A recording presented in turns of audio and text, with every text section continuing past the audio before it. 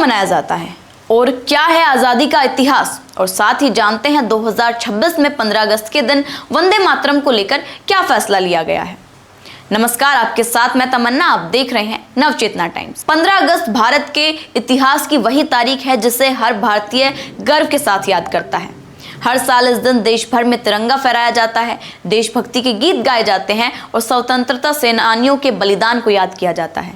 लेकिन क्या आप जानते हैं कि आखिरकार 15 अगस्त को ही स्वतंत्रता दिवस क्यों मनाया जाता है? भारत को आज़ादी कैसे मिली और इस बार यानी 2026 में स्वतंत्रता दिवस के कार्यक्रम में क्या खास होने वाला है?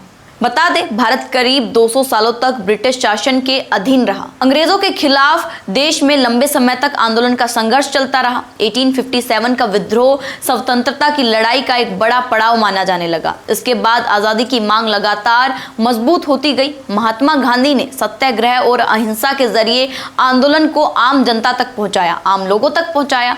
असहयोग आंदोलन, सविनय अवज्ञा आंदोलन और 1942 में भारत छोड़ो आंदोलन स्वतंत्रता संग्राम के महत्वपूर्ण अध्याय में से एक रहा।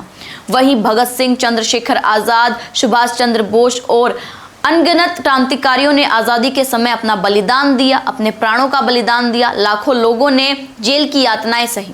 साथ ही बता दें, द्वितीय विश्व युद्ध के समय ब्रिटेन आर्थिक और राजनीतिक रूप से कमजोर हो चुका था। भारत में आज़ादी की मांग को लेकर चर्चाएं चरम पर थी। आखिरकार ब्रिटिश सरकार ने भारत को सत्ता सौंपने का फैसला किया।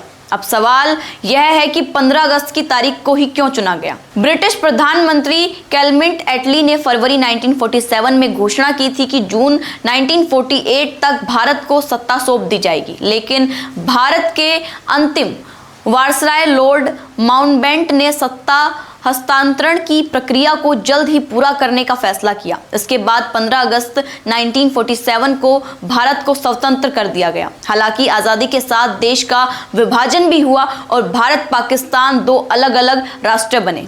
विभाजन के दौरान लाखों लोगों ने अपना घर छोड़ा और बड़े पैमाने पर हिंसा हुई। इसीलिए 15 अगस्त हमारे लिए खुशी और गर्व का दिन माना जाता है। साथ साथ दौर में दर्द और बलिदान को भी याद रखा गया। बता दें, 2026 के स्वतंत्रता दिवस की खास बात है क्योंकि उस चीज को लेकर चर्चा हो रही है। इस बार 15 अगस्त के कार्यक्रम को लेकर वंदे मातरम को लेकर खास ऐलान किया गया है। 2026 के स्वतंत्रता दिवस समारोह में राष्ट्रीय गान से पहले वंदे मातरम गाया जाएगा, उसे सम्मान दिया जाएगा। यानी इस बार स्वतंत्रता दिवस के कार्यक्रम में राष्ट्रीय गीत और राष्ट्रीय गान दोनों की खास मौजूदगी देखने को मिलेगी। यहाँ एक बात समझने वाली है कि वंदे मातरम भारत का राष्ट्रीय गीत है, जबकि जन गण मन भारत का राष्ट्रीय गान है। दोनों का अपना अलग महत्व है और ऐतिहासिक स्थान है। वंदे मातरम की चर्चा लगातार हो रही है। वंदे मातरम की रचना बंकिम चंद्र चट्टोपाध्याय ने की थी।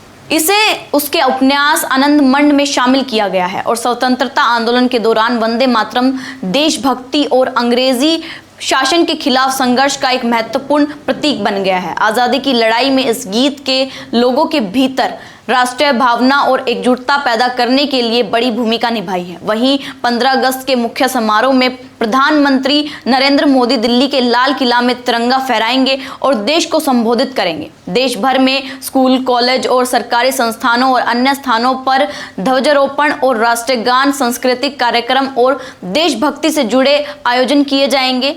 तो 15 अगस्त सिर्फ एक राष्ट्रीय पर्व ही नहीं, यह हमें याद दिलाता है कि भारत की आज़ादी वर्षों के संघर्ष और अनगिनत बलिदानों के बाद हमें मिली थी। और इस बार वंदे मातरम को लेकर राष्ट्रीय गान और तिरंगे तक स्वतंत्रता दिवस का हर प्रतीक हमें उसी संघर्ष, एकता, देशभक्ति को याद दिलाता है, जिसकी बदौलत भारत आज एक स्वतंत्र राष्ट्र के रूप में दुनिया के सामने खड़ा हो पाया है। ऐसे में जो 15 अगस्त का दिन मनाया जाता है, इसे आप कैसे मना रहे हैं इस साल? अपनी राय जरूर दीजिएगा। धन्यवाद।